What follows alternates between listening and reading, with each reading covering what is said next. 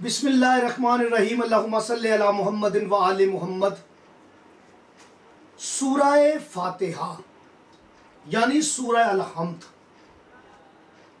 पैगम्बर दो जहां रहमतुल आलमीन शफीउल मज़लूमीन रहमतुल आलमीन मेरे मौला व आका का फरमाने ज़ीशान है कि सूरह फातिहा हर मर्ज़ की दुआ है, हर मर्ज़ के लिए शिफा है।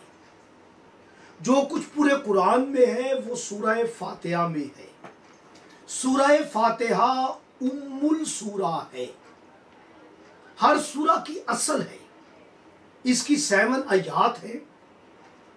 आज जो अमल बता रहा हूं बहुत ही मोजज़ाती अमल है, यानी जिनके पास घर नहीं है वो इस वजीफे को करें, इंशाअल्लाह ज़ाती घर मिलेगा। अगर जिनके पास गाड़ी नहीं है वो गाड़ी की नीयत से इस अमल को करें, बेहतरीन असबाब पैदा होंगे। जो रिज़्क़ चाहते हैं, इज्जत में इजाफा, शोहरत में इजाफा चाहते हैं, वो इस अमल को करें।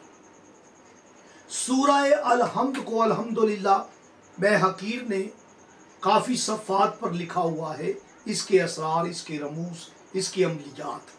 आज एक अमल हदिया करने लगा हूँ कि आपने सूरह फातिहा को नमाज फजर के बाद 70 मरतबा पढ़ना है।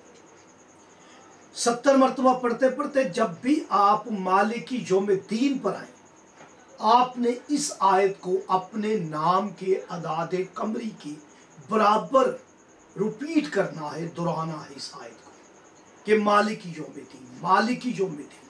जो आपके अदाद हैं, जो जानते हैं वो तो कर ले, जो नहीं जानते वो मुझे व्हाट्सअप करें, मुझसे राब्ता करें। मैं इंशाअल्लाह ताला हर आपकी मुमकिन जो भी हेल्प रूहानी हो सकती है वो मैं करूँगा। अल्लाह मौला हमारी मदद फरमाए। तो याद रखें, इस अमल को आपने 3 महीने जारी रखना है। इसमें नागा नहीं होना चाहिए, यकीन के साथ अमल करना है।